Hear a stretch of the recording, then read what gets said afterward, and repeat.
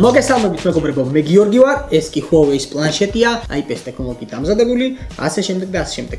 მოკლედ, რატომ ვაკეთებ დღეს პლანშეტზე ვიდეო განხილვას? იქიდან გამომდინარე, რომ ბოლო პერიოდში ძალიან ნაკლებად პოპულარული ხდება უფრო და უფრო პლანშეტური კომპიუტერები, თუ პლანშეტები, მობილური სმარტფონები. როგორც გინდათ, ისე დააქვით, მოკლედ, პლანშეტი, რომელიც საკმაოდ კარგი აწყობით არის.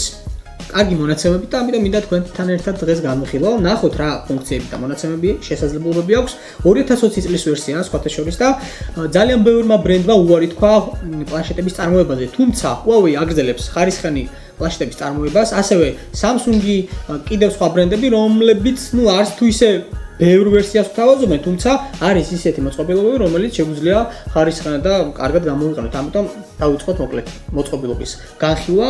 რა თქმა უნდა, კომპლექტაცია ვნახოთ ნებისმიერ შემთხვევაში, რომელიც არც თუ ისე დიდია. ესეთი ყუთი მოყვება, რა თქმა უნდა, ყუჩიდეს უფრო სწორედ. რა თქმა უნდა, აუცილებლად დამტენი შემოკარგება, ასეთი დამტენი. Huawei რა bla რაღაცა. აღარ ვარგა. ესეთი USB სადენი, რომელიც გახლავთ micro USB, თავისთავად იქიდან გამომდინარე, რომ ბიუჯეტური ვერსია და თანხა არ გაძურებული იყო შეძენის დროს, აქედან გამომდინარე გააკეთეს micro USB დამტენზე და არც ისე სწრაფი დამტენი, თუმცა ნორმალური მისაღები. რაც შეეხება ვიზუალს, ძალიან კარგი აწყობის ხარისხი, რატომ თქვი თავიდან, იქიდან გამომდინარე, რომ უკანა მხარე არის მეტალის, კი ბატონო, ეს თლიანად არის მეტალი, ხოლო კუთხეებში არის პლასმასი, პლასმასი ალბათ იცით რატომაც, რომ დაჭერდა მიღება ხონდეს კარგი. ზირთადად ამის გამო ვაკეთებ ხოლმე პლასმას, რაც შეეხება შემოკარგებო მის ეკრანს. როგორც გითხარით, 8 ინჩიანი ეკრანი, IPS ტექნოლოგიით დამზადებული და ეს არის HD+ რეზოლუცია, რომელიც არ ვიცი. ნეტა როგორ ჩანს, მაგრამ თვალით ნამდვილად კარგი ახმადია. ხედვის კუთხეები ვერ ვიტყვი რომ იდეალურია, თუმცა ნორმალურია თავისი საფასო კატეგორიიდან გამომდინარე და ახლა ჩავრთავ მე რამდენიმე ვიდეოს, გავტესტავ თქვენთან ერთად, ნახავ როგორ ფერებს გადმოსცემს.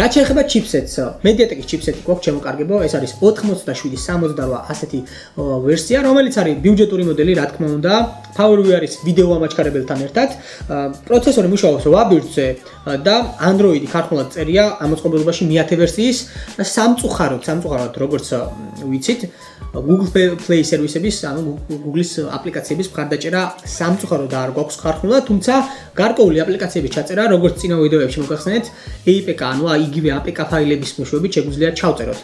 სრული კომპლექტაცია არ გვექნება, რა თქმა უნდა, თუმცა ძირითადი რაც არის ის აპლიკაციები, რომელსაც დღის განმავლობაში და მუდმივად ვიყენებთ, მაინც შესაძლებელია რომ რაღაც პატარ-პატარა ხრიკების მეშვეობით ჩავწეროთ. ახლა მინდა გაჩვენოთ აპლიკაციების მაღაზია, ანუ სადაც წერია App Gallery, სადაც შევდივართ, შემოკარგებო, თავისთავად რეგისტრაციას გავდივართ და შემდეგ შეგვიძლია უკვე გადმოვწეროთ ის მნიშვნელოვანი და საჭირო აპლიკაციები, რომელიც ჩვენთვის გამოსაყენებლად საინტერესო და მნიშვნელოვანია და გვჭირდება რაც თავარია.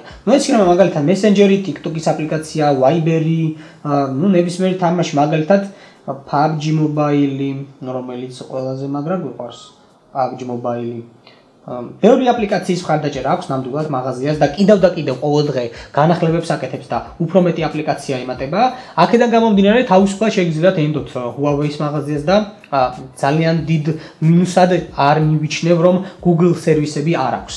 რაც შეეხება ოპერატიულს, ორი ოპერატიული გვაქვს და 32 გიგაბაიტიანი შიდა მეხსიერება, ამას აქვს კიდევ 16 გიგაბაიტიანი ვერსიაც, თუმცა რა თქმა უნდა ყოველთვის ჯობს შიდა მეხსიერება, ქართულად იყოს მეტი, რადგანაც ბევრი აპლიკაციის ჩაწერის საშუალება შეძლოთ. იქიდან გამომდინარე, რომ გვაქვს მეხსიერების ბარათის მოთავსების საშუალება, შევძლებთ რომ უფრო გავზარდოთ მეხსიერება და თუ რაღაც ინფორმაცია არ დაგვიტია, ეს იგულისხმება ძირითადად ფოტო, ვიდეო, მუსიკები ჩავწეროთ ჩიპზე და ძირითადი აპლიკაციები, რასაც ვიცით ხოლმე მაღაზიებიდან, ეს იწერება ძირითად მეხსიერებაში. რაც შეეხება კამერებს, ძირითადი კამერა მეგობრებო გვაქვს 5 მეგაპიქსელიანი, ხოლო წინა სელფის კამერა ეს არის 2 მეგაპიქსელიანი. აქვე მინდა გითხრათ, რომ ეს მოწყობილობა რა თქმა უნდა არ არის იმისთვის, რომ მაღალი ხარისხის ფოტოები გადავიღოთ, თუმცა პლანშეტებს ძირითადად ვიყენებთ ხოლმე საქმიანობისთვის.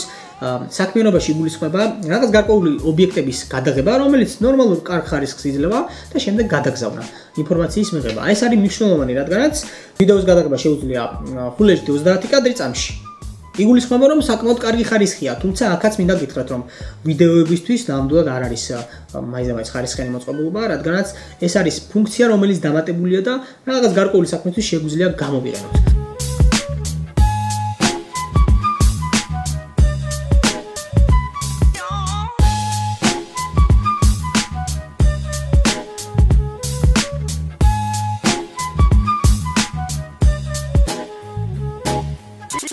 პლანშეტის ძირითადი პლუსი გახლავთ ის, რომ დიდი ზომის ეკრანია, სამართავადი ძალიან მარტივია, ყოველდღიურ მოხმარებაში, საქმიანობაში, ეს იქნება სოციალური ქსელები, მეილების გადაგზავნა, ძალიან კარგი არის ბავშვებისთვის გასართობად, ეს იქნება YouTube, თან იგულისხმება YouTube, რომელიც არის კონკრეტულად ბავშვებისთვის, ანუ YouTube Kids-ი, სადაც მხოლოდ და მხოლოდ ისეთი ვიდეოებს ნახავენ პატარები, რომელიც მათთვის მისაღები არის და უბრალოდ ზედმეტი ის ვიდეოები, რომელიც შეიცავს სხვადასხვა სიტყვებს და ისეთ სცენებს, რომელიც პატარებმა არ უნდა ნახოთ, დიახაც ეს აპლიკაცია ჩაწერილია, ან შეგვიძლია ჩავწეროთ და ბავშვებმა მოკლედ ამით გაერთო. ასევე მოწყობილობაში ჩვენ შეგვიძლია ჩავდოთ ტელეფონის ბარათი და რა თქმა უნდა გამოიყენოთ როგორც ტელეფონი, დავრეკოთ ნებისმიერ კონტაქტთან, შეტყობინება მივწეროთ და ასევე მივიღოთ. ეს არის ძალიან მნიშვნელოვანი, რადგანაც პლანშეტი შეგვიძლია საქმიანობისთვის გამოვიყენოთ როგორც დასარეკად. რაც შეეხება ელემენტს, 5000 მAh-იანი ბოდიში. 5100 მAh-იანი ელემენტი, რომელიც საშუალო დატვირთვით დილიდან საღამომდე თავისუფლად მუშაობს და უფრო მეტის მუშაობს პრინციპში. აი თამაშებს რაც შეეხება, მე დღეს ჩავწერე Shadow Fight 3 და Warm, ანუ ჭია დადის, უბრალოდ მატლი დადის, რომელიც ჭამს რაღაც აკვებს და იზრდება. რა თქმა უნდა, ჩავთავ, ნახავთ როგორ დაამუშავებს. არ მგონია რომ გაუჭირდეს, იმიტომ რომ საკმაოდ ნორმალური კარგი ჩიპსეტი აქვს და აქედან გამომდინარე სათამაშოდ შეიძლება გამოდგეს. რაც შეეხება PUBG-ს მოყვარულებს. PUBG-ს მოყვარულებს მინდა გირჩიოთ, რომ მაინც არ არის ეს მოწყობილობა PUBG-ისთვის გათვლილი, თუმცა დაბალი გრაფიკების შემთხვევაში კარგად ართმევს თავს და ნორმალურად მუშაობს, რაც თავარია გაჭედვები არ ახასიათებს.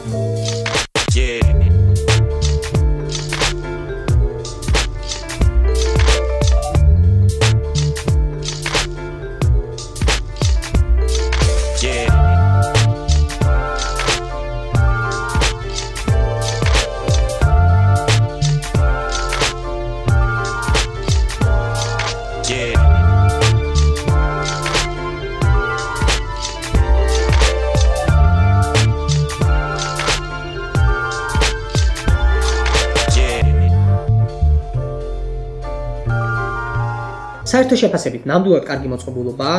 ყოველთვის ვახსენებ ბიუჯეტს. იქიდან გამომდინარე, რომ ბიუჯეტი აქვს საშუალო, კიდევ უფრო შეიძლება ბიუჯეტური დავარქოთ ამ თანხას, რა ღირებულებაც აქვს მოწყობილობას.